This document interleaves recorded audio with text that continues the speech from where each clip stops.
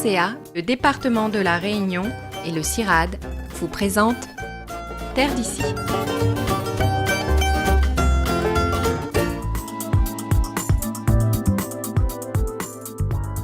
Implantée sur le site de Bassin-Plat à Saint-Pierre, c'est une collection rare et précieuse. Chercheurs à l'IRD et enseignants-chercheurs à l'Université de la Réunion, Thierry Joët et Isabelle Fogg-Bastide nous invitent à découvrir les richesses de cette caféière extraordinaire. Sur la collection des ressources génétiques et biologiques du genre Coffea, donc le genre botanique des caféiers. Et cette collection rassemble 35-37 espèces du genre Coffea, qui sont des espèces sauvages, et qui inclut également 2 espèces cultivées qui sont bien connues. Et donc le Coffea arabica et le Coffea canephora, qui est le robusta consommé. Gérée par l'IRD et le CIRAD, cette collection internationale de ressources génétiques et biologiques des caféiers a été mise en place ici à La Réunion depuis maintenant plusieurs années. Cette collection, historiquement, elle a été collectée par l'IRD, donc Institut de recherche pour le développement, ex-Orstom, par aussi les collègues du Muséum national d'histoire naturelle, l'IPGRI, donc c'est la FAO, l'Organisation mondiale pour l'alimentation, et aussi le CIRAD, Centre international de recherche agronomique pour le développement. Également, l'Université Houphouët-Boigny en Côte d'Ivoire, et donc il y avait une grande station dédiée à la recherche sur les caféiers jusqu'à fin des années 90, et la collection principale de l'ensemble des ressources était basée en Côte d'Ivoire. Suite à la guerre civile, il y a une collection plus restreinte qui a été transférée dans les serres de l'IRD à Montpellier, puis ramenée à La Réunion dans le cadre de la mise en place de la revitalisation de la filière Bourbon-Pointu. L'intérêt de ces caféiers sauvages est très important pour la recherche. Les scientifiques étudient ainsi la diversité chimique et physiologique de ces différents spécimens. Dans un contexte de changement climatique, on peut utiliser les plantes de caféiers comme modèle pour les arbustes tropicaux et voir un peu l'adaptation des forêts à ces changements.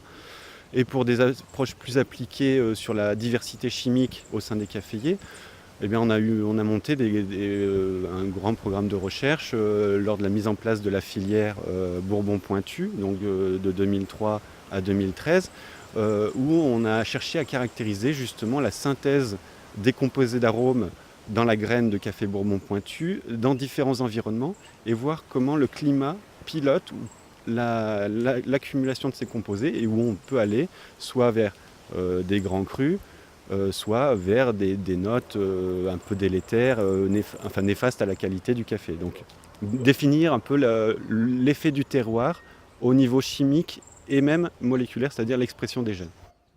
Autre originalité, ces caféiers présentent également une grande diversité au niveau morphologique. Toutes ces espèces viennent de l'île Maurice. Coffea macrocarpa, ici présente. Coffea macrocarpa, Coffea bernardiniana, Coffea mauriciana, originaire de l'île Maurice, qui a beaucoup de mal à reprendre ici, dans la collection. Mystère, pourquoi? Et Coffea myrtifolia, ici. Et Coffea myrtifolia. Ce sont donc des espèces qui sont typiques de la zone océan Indien mascarée. On peut retrouver à Maurice, à La Réunion. On retrouve à Maurice essentiellement. Et il y a une espèce qui est de La Réunion, qui est Coffea mauriciana, originaire de La Réunion.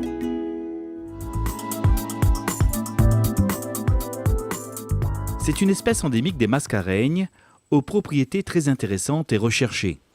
Les scientifiques étudient ainsi de près Coffea mauriciana, plus connue ici à La Réunion, sous le nom de café marron. À Maurice, on retrouve cette espèce seulement dans quelques lieux, donc c'est un peu des reliques avec des forêts dégradées, alors qu'à La Réunion, elle est présente dans de nombreux environnements, de 200 mètres au niveau de la mer Marlongue jusqu'à 1500 mètres à Sillaos, et on la retrouve sur tout le pourtour de l'île. Donc ce qui nous intéresse, c'est justement de pouvoir étudier l'adaptation de cette plante aux différents environnements et climats de l'île et d'étudier son adaptation donc au changement climatique.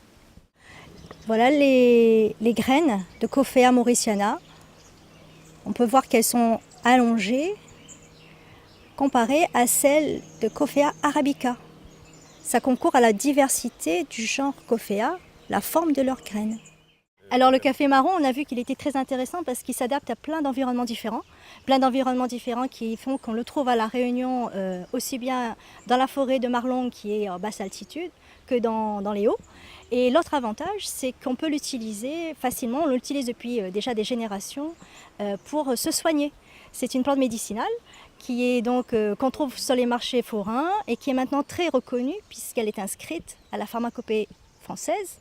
Donc on peut maintenant la trouver en pharmacie parce que, comme tous les caféiers, Coffea mauriciana est très riche en métabolites secondaires, c'est-à-dire des molécules d'intérêt qui nous permettent de lutter contre certaines affections qu'on peut avoir. Un grand programme de recherche est actuellement mené sur Coffea mauriciana et notamment sur la diversité chimique de ses composés secondaires d'intérêt. L'objectif, elle est à plusieurs niveaux, c'est de se rendre compte de ce que sont que ces voies de biosynthèse qui peuvent sous-tendre la synthèse justement de ces molécules qui peuvent ensuite être valorisées en pharmacie, en pharmacologie, en cosmétique notamment.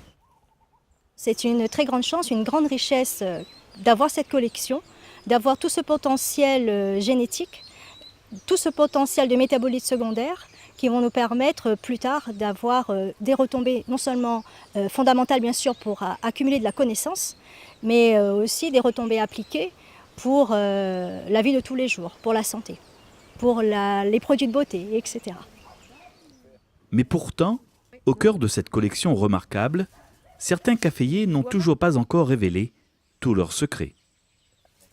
Donc on a affaire à des caféiers qui ont été collectés en forêt par des collègues il y a 30 ou 40 ans et qui n'ont pas encore été décrits botaniquement. C'est-à-dire que c'est des Coffea sp et on attend la description du nom d'espèce parce qu'on n'a pas encore réussi à trouver les conditions où on a des beaux bouquets floraux, des belles productions de fruits pour pouvoir faire des planches d'herbier.